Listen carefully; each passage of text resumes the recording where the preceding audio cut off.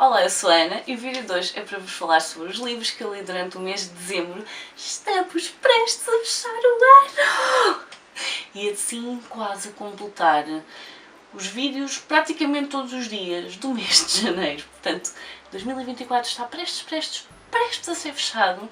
Mas antes disso, eu tenho de vos falar sobre os últimos livros que eu li e foram coisas muito boas. Portanto, estou super ansiosa por partilhar estas leituras convosco, até porque eu acho que tenho aqui uma ou duas coisas que não são assim muito comuns ver-se a ser faladas. Portanto, vou passar aos livros que li durante o mês de dezembro. Ora, o primeiro livro que eu li durante o mês de dezembro foi um livro que eu já tenho em casa há algum tempo e tenho andado a adiar a leitura dele. E eu não sei porquê, porque até agora esta autora nunca me desiludiu e, portanto, eu tenho aqui Os Nossos Corações Perdidos, da Celeste Ng, é a autora de Pequenos Fogos em Todo o Lado, e eu tenho andado a gostar muito dos livros. Este foi o terceiro que eu li da autora. É um livro que é muito pesado no tipo de história que traz. Acaba por ser uma história distópica, em que nós vamos estar numa América pós-Covid. No fundo, há aqui uma grande pandemia e faz com que as pessoas acabem por culpar a China e, no fundo, todos os países asiáticos de todos os males que existem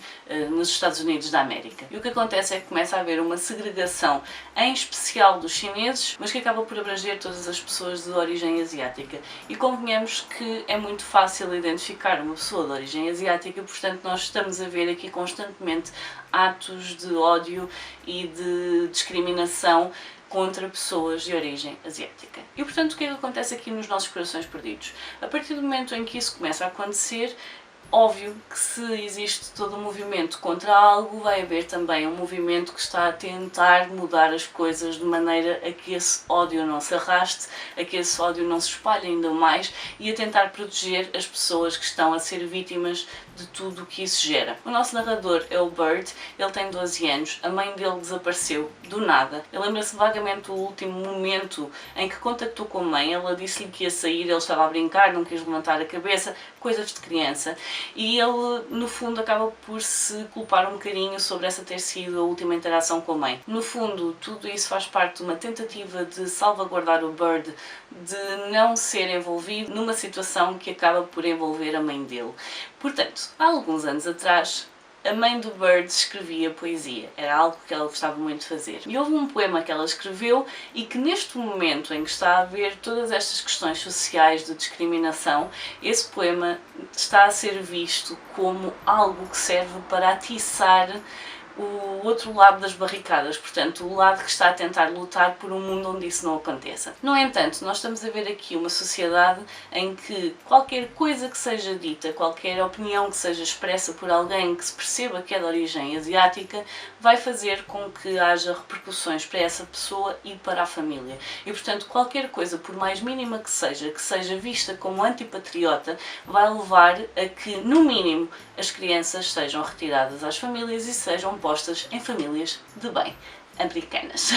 E portanto, o que acontece aqui são muitas crianças a serem retiradas às famílias por alguma coisa que se disse, muitas vezes que alguém ouviu fora de contexto, coisas que não são antipatriotas, mas que fazem com que a família dessa pessoa esteja em risco e que as crianças lhes sejam retiradas, e é daí que vem o título deste livro. É porque as crianças que são retiradas às famílias, as famílias não sabem onde estão, é-lhes dito que se comportarem bem e se forem vistos novamente como patriotas, que as crianças poderão ser devolvidas à família, mas a verdade é que isso não acontece. E, portanto, todas as crianças que são retiradas acabam por estar perdidas para as próprias famílias. Daí que Os Nossos Corações Perdidos é um livro com uma força tremenda, é um livro que nos deixa extremamente desconfortáveis, é um livro que nos deixa a pensar em como isto é tão fácil de fazer e como estamos a um passo, e agora mais que nunca, e eu estou a gravar isto praticamente na altura em que estou a publicar, portanto, acho que compreenderão, estamos a um passo muito curto deste tipo de situações acontecerem e é extremamente preocupante. É um livro que acaba por ser muito interessante precisamente por isso, porque infelizmente é muito fácil chegar a um ponto destes e nós temos tendência a pensar não, mas as pessoas são muito mais atentas neste momento. Não, nós estamos constantemente, e já há vários anos que está a acontecer, muitas situações de ódio, de guerras, de aumento de criminalidade relativamente a crimes de ódio e nada está a ser feito. Essas coisas estão a ser alimentadas por quem está em situação de poder, em lugares de poder, e enquanto nós tivermos pessoas em posições de poder e que alimentam esse tipo de conversa, de mentalidade, o mundo vai continuar a regredir e a andar para trás e a perder cada vez mais direitos que foram conquistados com muito esforço por parte de muita gente, à custa de muitas mortes, para conseguirem que as pessoas tivessem direitos a simplesmente existirem, e estamos a regredir em tudo isso. Portanto, um livro extremamente interessante e que, se vocês ainda não tinham ouvido falar, espero que dêem uma oportunidade, porque a autora escreve muito bem e é muito interessante ver a perspectiva destas personagens, a forma como acabam por ser arrastadas por uma situação que podia não as envolver, mas a partir do momento em que alguém as chama, elas vão tomar o problema nas próprias mãos e tentar resolver. Um livro que me destruiu completamente, portanto, é isso. A minha próxima leitura foi um livro, uma história que dificilmente alguém anda por este mundo e não conhece, nunca ouviu falar, porque é preciso estar debaixo de um calhau muito grande para nunca se ter ouvido falar da Carrie, de Stephen King. Portanto, mesmo para quem não gosta do autor, para quem não gosta de livros de terror, para quem não gosta de fantasia, porque ele escreve dentro de vários géneros, não estou a dizer que isto seja fantasia, a verdade é que há um nome em que, mesmo quem não conhece a obra do autor, já ouviu falar na Carrie. E portanto, eu já tinha ouvido falar na Carrie, obviamente, passei a minha vida inteira a ouvir falar na Carrie, mas primeiro, nunca tinha lido o livro, segundo, nunca tinha visto o filme que foi adaptado, nem o remake. Portanto, a verdade é que eu tenho andado a fugir porque eu queria ler o livro. E a Bertrand acabou por lançar aqui a edição comemorativa dos 50 anos do livro e foi uma oportunidade tão boa quanto outra qualquer para conhecer a história da Carrie. E que surpresa foi! Porque eu sabia mais ou menos as linhas gerais deste livro, mas eu nunca quis saber muito mais do que isso. Portanto, nós temos aqui uma rapariga, tudo começa com o dia em que ela tem a primeira menstruação. Ela já é muito velha para ter a primeira menstruação, mas há toda uma justificação para essa situação. E mais do que isso, é a reação que ela tem quando vê sangue que faz com que seja extremamente gozada por todas as raparigas que estão com ela no balneário, porque ela pensa honestamente que está a morrer. Portanto, nunca ninguém falou com ela para lhe explicar que aquilo era algo normal, era algo que iria acontecer, e no fundo tudo o que vai acontecer daqui para a frente são repercussões desse momento, porque o facto de ela ter sido tão gozada vai fazer com que ela chegue a casa e comece a pensar numa maneira de dar a volta a isto, porque ela sempre foi muito excluída, ela sempre foi gozada por toda a gente, mas esta foi a gota d'água num copo que já estava extremamente cheio.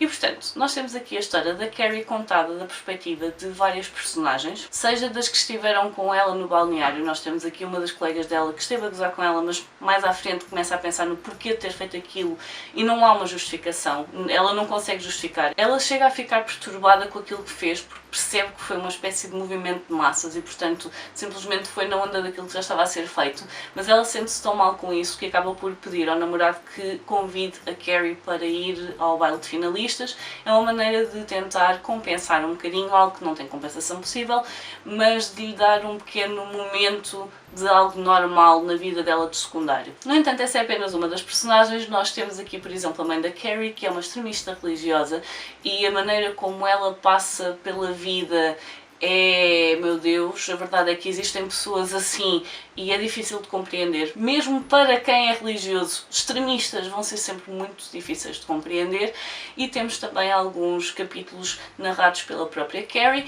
e ainda outros em que nós temos acesso a alguns artigos, algumas reportagens que foram feitas relativamente a tudo o que acontece na história mais à frente e que nós sabemos que deu asneira, mas forte e feio, muito mal. Só vamos saber exatamente o que é mais à frente.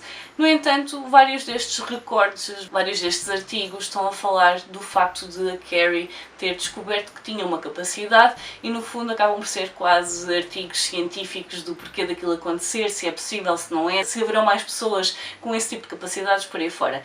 O livro é muito interessante, vai abordar aqui muitas questões relativamente à forma como nós tratamos pessoas que achamos que estão abaixo de nós, seja em condição social, seja a nível de inteligência, seja o que quer que seja a temática, a forma como as outras pessoas acabam por falar com essas pessoas, falar sobre essas pessoas e tratá-las. Acaba por ter aqui muitas temáticas a serem abordadas, dos jogos de poder, o facto de haver pessoas que são efetivamente más, e há aquelas que se querem fazer de más, mas no fundo quando são confrontadas com as consequências daquilo que estão prestes a fazer e começam a pensar nisso, querem retirar-se, mas depois já há alguém que não deixa.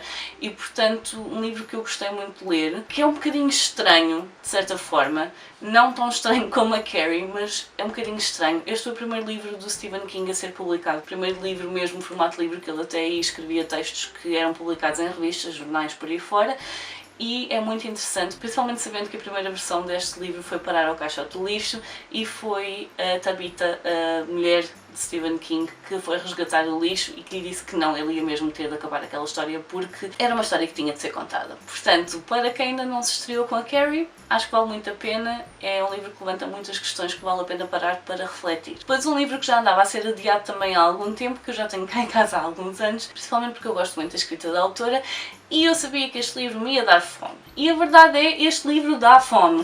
Aqui o Heartless, da Marissa Meyer, é uma história que nos vai levar a conhecer a Rainha de Copas antes de ser, efetivamente, a Rainha de Copas. Nós temos aqui a Catherine. A Catherine é de origens nobres, portanto faz parte da nobreza deste reino onde está inserida, mas é uma rapariga que tem sonhos muito altos, tendo em conta a posição dela e tendo em conta de onde vem. E portanto o que a Catherine quer fazer, efetivamente, não é necessariamente um bom casamento, ela está-se a lixar um bocado com isso, mas ela gosta imenso, imenso de cozinhar. Foi algo que ela começou a fazer com uma das cozinheiras da casa, do palácio, da mansão onde ela vive, e que acabou por ir desenvolvendo ao longo dos anos, e na realidade o que ela quer mesmo muito é abrir uma pastelaria neste reino, juntamente com a aia dela. É algo que ela gosta mesmo muito e está constantemente a tentar desenvolver novas receitas, dar a experimentar a várias pessoas, incluindo o rei, que é um dos maiores fãs da pastelaria da Catherine. E portanto, quando aparecem aqui os zunzuns, talvez o rei esteja à procura de uma rainha e que as atenções deles estão a cair muito provavelmente em cima da Catherine, a Catherine entra em pânico, porque se já ia ser difícil abrir a pastelaria dela sendo apenas filha de quem é, de um duque, o que é que seja, que agora não me estou a lembrar, então imagina se ela for rainha. Aí é que ela não vê mais farinha à frente dela. E portanto nós temos aqui a Catherine a tentar muito ignorar o rei e todos os avanços dele, e ao mesmo tempo que ela está a descobrir todas estas coisas, acaba por aparecer um novo bobo da corte neste reino, e ela vai perceber que o bobo da corte é muito mais interessante do que deveria.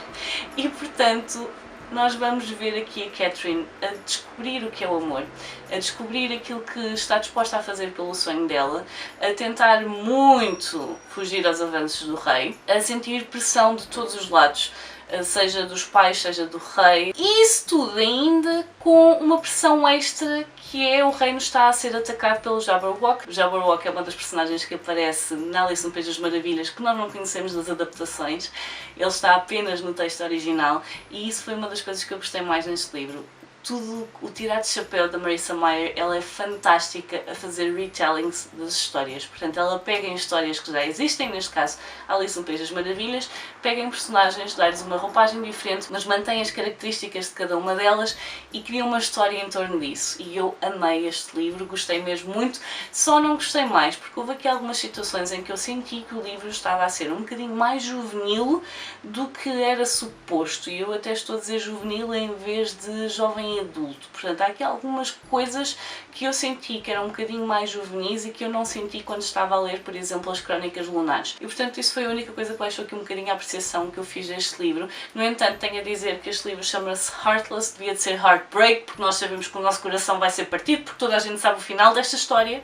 Toda a gente sabe que ela se torna Rainha de Copas e portanto é extremamente doloroso ver o percurso que ela faz até lá e perceber o porquê dela acabar por aceitar tornar-se a Rainha de Copas. Outra coisa que me fez baixar aqui um bocadinho a apreciação foi que nós sabemos que vai acontecer alguma coisa e quando finalmente acontece é algo muito rápido em que nós ficamos a pensar, espera, o que é que aconteceu aqui? É um bocadinho anticlimático, tenho a dizer. No entanto, é um livro que além de vos partir o coração, ainda vos dá fome. Portanto, problema, mas fica aqui a minha sugestão. Continuando aqui com a fantasia, tenho Spectacular, da Stephanie Garber. É uma história que se passa no mundo de Caraval, com os personagens de Caraval, e uma história que se passa na altura do Natal. E portanto eu li este livro no dia 25 ou no dia 26 e efetivamente caiu que nem uma luva. É um livro que, além de pequenino, porque a história é pequena, ele tem algumas ilustrações e eu acho que as ilustrações são muito, muito bonitas. O livro em si, a história em si, achei que, mais uma vez, era mais juvenil do que aquilo que eu me lembro das histórias de Caraval serem. E portanto houve aqui algumas atitudes da Scarlett que, como eu já li os livros anteriores há algum tempo, me pareceram um bocadinho deslocadas da personalidade da personagem, mas posso estar a fazer alguma confusão, ela podia já ser assim e eu já não me lembrar, mas achei que esta história é uma história que acaba por ser fofinha, uma história de Natal e portanto está tudo bem, é engraçada, é uma história engraçada, não vai acrescentar absolutamente nada àquilo que fica fechado na trilogia de Caraval, que eu gostei da história, só achei no último que a autora tinha seguido por um caminho que era demasiado simples, demasiado fácil e que ela podia ter seguido por um que seria mais interessante para mim. Portanto, isso foi assim a apreciação que eu fiz do último livro, que eu gostei muito, mas preferia que ela tivesse seguido por outro caminho. Aqui há uma situação que eu achei bastante problemática e a autora mais à frente acaba por justificar essa situação e eu compreendo essa justificação, mas continuo a achar que o livro podia ter sido feito de outra maneira, podia ter seguido por outro caminho em que essa situação problemática não existisse e além disso é quase como se fosse só uma maneira de tentar sair por cima de uma coisa que não devia ter acontecido de todo. E portanto nós temos aqui a Scarlett a tentar muito encontrar uma prenda para dar ao Legend de maneira a que ele talvez comece a gostar um bocadinho mais desta época. Ele já lhe disse que não gosta da altura, ele não gosta deste tipo de festividades, não é Natal, eu agora não me estou a lembrar como é que se chama a festa que eles estão a criar aqui, mas não é Natal, não tem a palavra Natal, mas ele já lhe disse que não gosta particularmente e ela está a fazer fim-capé em como vai fazer mudar de ideias.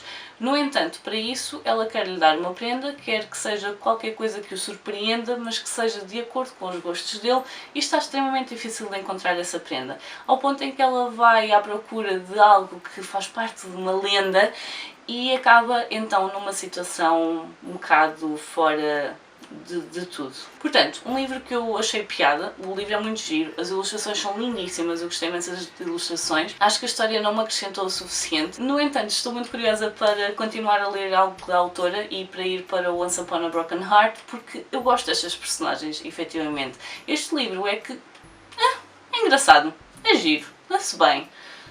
Podia ter sido feito de outra maneira. Olha, o próximo livro é aqui A Arte de Gostar de Ler, do Carlos Nuno Granja, um livro que eu bati com os olhos enquanto ele estava em pré-venda e pensei, assim que ele chegar à loja eu vou ter de dar uma vista de olhos a este livro e eu espero que seja tão interessante como parece e a verdade é que é muito interessante. O que é que acontece? Pode não ser interessante para toda a gente, porque a arte de gostar de ler está a fazer referência à arte de se criarem gostos pela leitura, de se criarem laços com a leitura. E portanto é um livro muito direcionado a pais, professores e adultos que trabalhem com crianças e que queiram ajudar crianças a desenvolver o gosto pela leitura. E portanto não é simplesmente um livro sobre a arte de gostar de ler, não é sobre ser-se um amante de livros, sobre ser-se um apaixonado por livros ou pela leitura, é sim um livro que nos traz algumas estratégias sobre como ajudar crianças a desenvolverem esse gosto pela leitura. A primeira parte do livro são várias reflexões que o autor faz sobre como desenvolveu este gosto, sobre a forma como ele perspectiva a leitura enquanto autor, enquanto leitor, enquanto professor bibliotecário e enquanto mediador de leitura. Portanto, alguém que vai efetivamente às escolas para mediar esta relação entre crianças e leitura. No entanto, eu tenho a frisar aqui, porque eu já tinha dito isto, de um mediador de leitura ser alguém que vai ativamente a uma escola para tentar criar essa ligação. No entanto, qualquer pessoa que esteja a ajudar alguém a desenvolver esses laços pela leitura poderá ser visto como um mediador de leitura. Não é preciso ser alguém que vai ativamente a uma escola.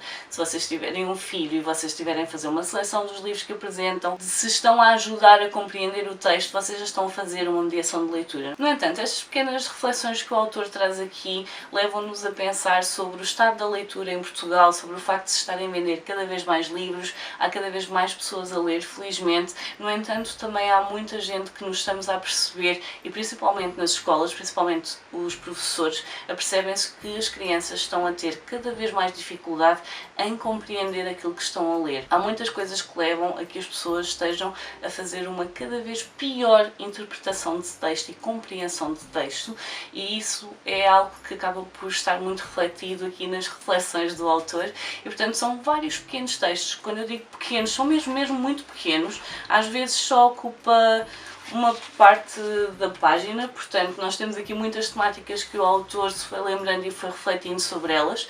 Eu gostava de ter visto isto um bocadinho mais explorado, de uma perspectiva mais científica, portanto com alguns números a apoiar aquilo que está a ser mostrado, porque todos nós sabemos que estes estudos existem e, portanto, podia ter sido uma boa oportunidade de falar diretamente nesses estudos. Penso que depois aqui no final todas as fontes acabam por ser citadas, incluindo todos os livros infantis que ele acaba por mencionar ou então sugerir.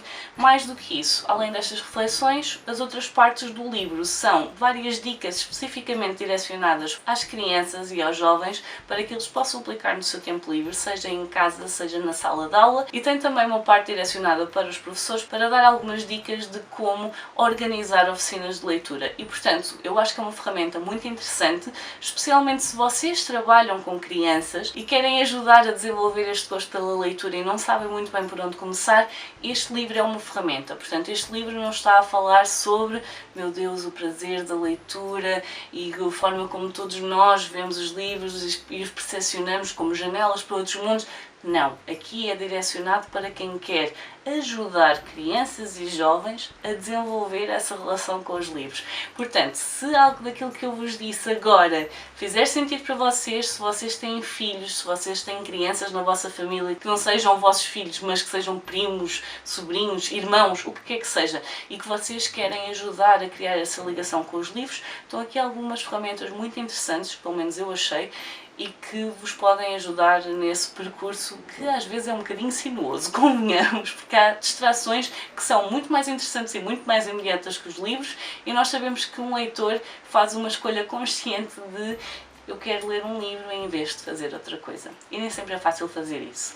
Portanto, estão aqui boas ferramentas. E o último livro de dezembro, o livro que vai fechar o meu mês, o meu ano em chave de ouro, é O Deus da Floresta, de Liz Moore, que vocês já têm uma sugestão de leitura aqui no canal. Um livro em que desaparece uma rapariga de um campo de férias e nós vamos perceber que, da mesma forma que ela desapareceu agora, ninguém consegue perceber o que aconteceu. Há 15 anos atrás já tinha desaparecido o irmão dela, mais ou menos da mesma área, até porque a casa da família pertence à zona onde está o campo de férias. E portanto nós acabamos por ter aqui dois mistérios para resolver, porque na realidade 15 anos atrás nunca ninguém conseguiu descobrir o que aconteceu efetivamente ao irmão desta rapariga. Portanto, a criança tinha 8 anos, desapareceu, houve buscas que foram feitas numa floresta que é extremamente densa e que é muito difícil de desbravar. Há muitas pessoas que acabam por se perder naquela floresta.